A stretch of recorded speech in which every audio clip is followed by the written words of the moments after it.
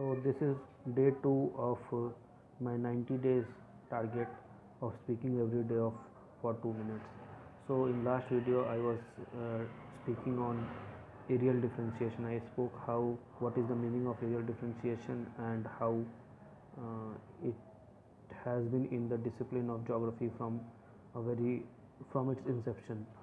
So I had talked till the various schools of geography and how they adopted areal differentiation.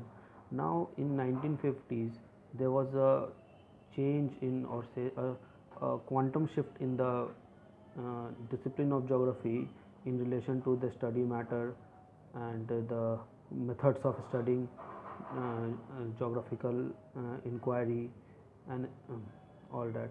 So in this time the paradigm of areal differentiation went undercurrent, and it was taken over by the paradigm that is popularly known as quantitative revolution.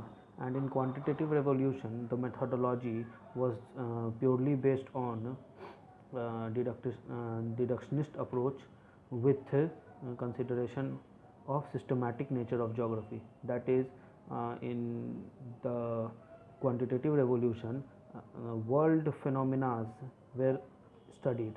So various phenomena was considered and it was studied in various regions against what was done in regional geography or areal differentiation. In areal differentiation area was considered and various phenomena were studied in it, but in that systematic approach of quantitative revolution the phenomena was taken and it was studied in various areas across the world.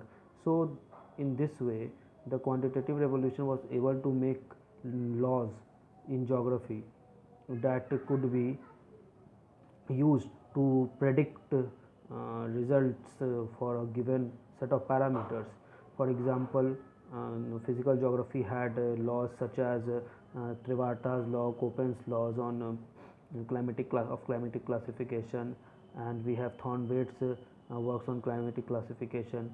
Geomorphology saw the beginning of systems approach in geomorphology through process response model of Stoller and Stoller.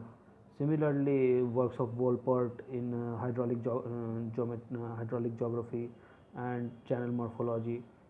Similar works were also seen in human geography in form of demographic transition theories, settlement theories of Heath. So we see that areal differentiation in this time went undercurrent, but this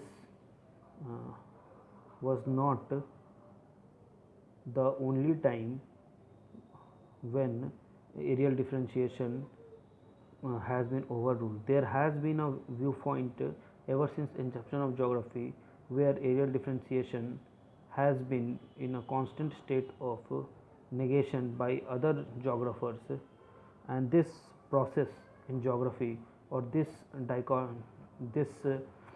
different views coexisting in geography is called dichotomy in geography or dualism in geography. And if these views, I beg your pardon, dualism in geography, and if these views are anti to each other and if they cannot exist together in geography, then that is known as dichotomy in geography.